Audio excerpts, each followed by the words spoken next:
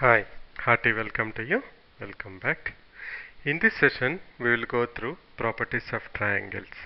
Now, we know that geometry is nothing but measurement or finding out the properties or relations of different surfaces, planes, angles, and solids. We also know that trigonometry is a branch of study which involves finding out the relation between the sides of a triangle by using trigonometric functions. Leveraging trigonometry will help a lot in solving some of the geometrical problems. So, we will try to explore the properties of triangles with the help of trigonometry, like how to find out a area of triangle, how to find out in circle in radius, how to find out x radius, and all those information with the help of the trigonometry. So as part of properties of triangles, what we are going to learn in this chapter is, to summarize, we will learn about law of sines, cosines and tangents, which are also called as projection rules. We will also learn about off angle formulae. We will learn about area of triangle with the help of trigonometry, and we will also learn about incircle and excircles of a triangle. Let's now spend couple of minutes on each of this and try to understand at very high level what we are going to cover in this particular chapter.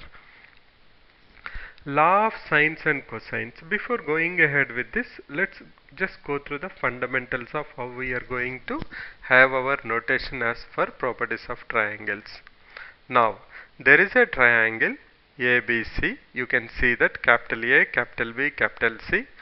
The vertices are given by the capitals, and the side opposite to the angle is given by the lower letter of the same. That means capital A, angle A opposite is side A, because the side A is determined by the angle A. If the angle A is more, the side A will become more. This we have learned in triangle inequality. Similarly, the side B is opposite to angle B and the side C is opposite to angle C. And circumcircle is nothing but a circle drawn in such a way that it passes through the three vertices of the triangle. Then such a circle is called circumcircle, and the center of the circumcircle is nothing but circumcenter. We know that how to arrive at circumcenter.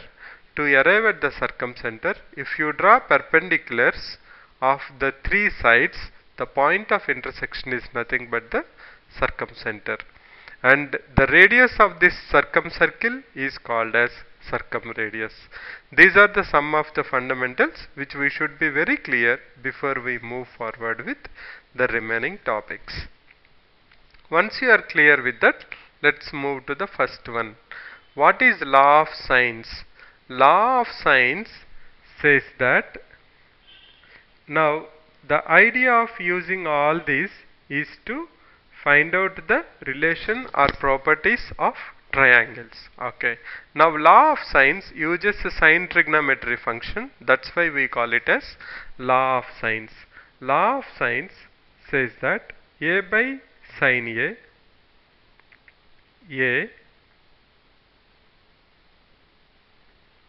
a by sine A equal to B by sine B equal to C by sine C, which is nothing but equal to 2R.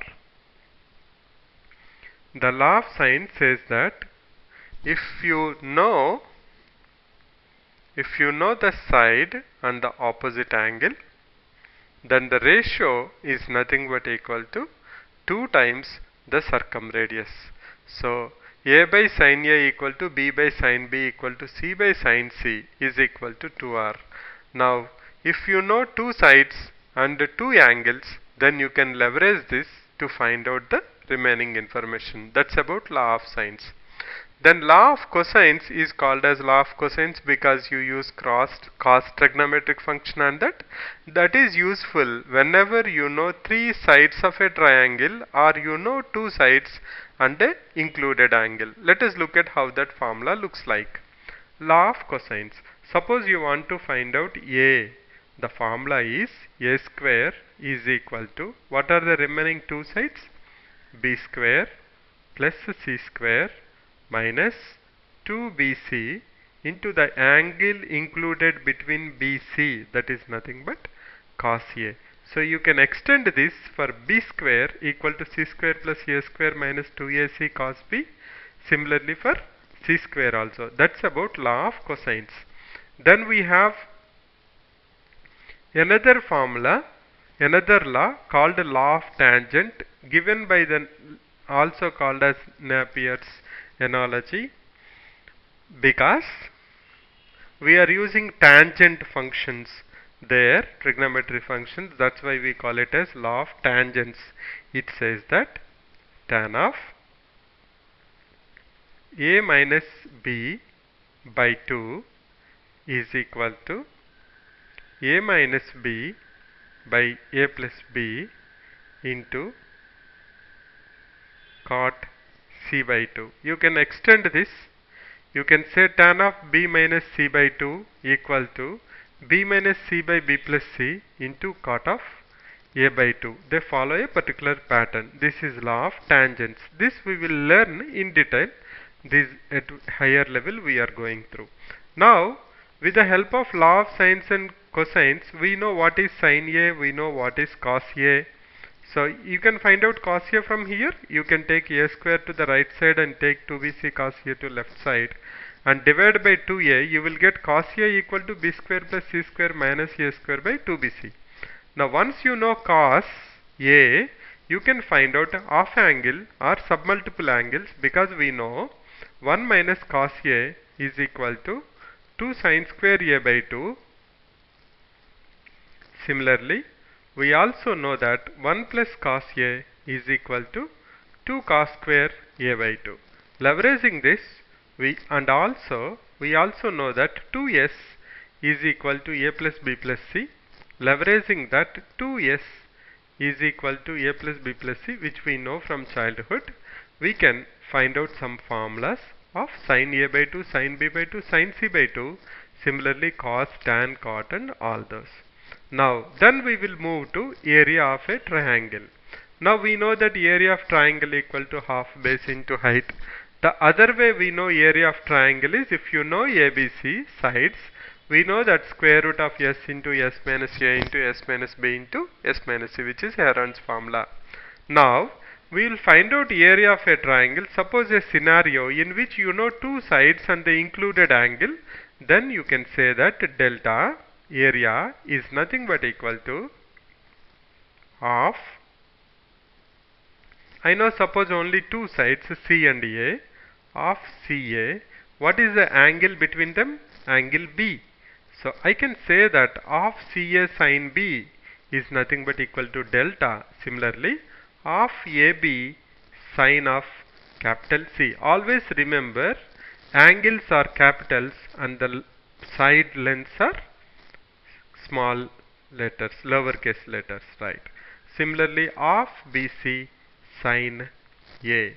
This is how we can find out area of a triangle. We will look into that when we go through area of a triangle. At the end, we will explore incircle and excircles of a triangle. We will talk about how to give in radius and x radius.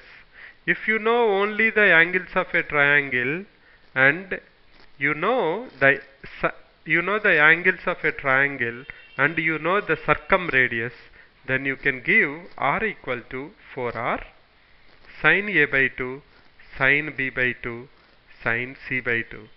So similarly, you can find out x radius 1, x radius 2, x radius 3.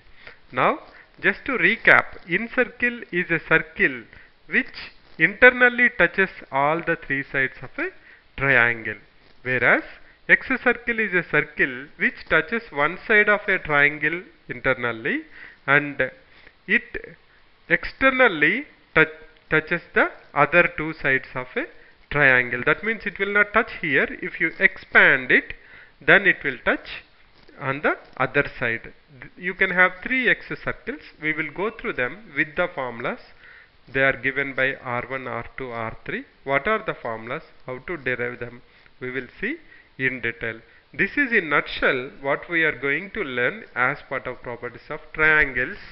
And once we are done with the theory concepts, then we will apply the concepts and we will solve some examples. So see you in the next video. We will start this interesting journey of properties of triangles with law of sines, which is very useful. See you in the next video. Thanks for visiting. Bye for now.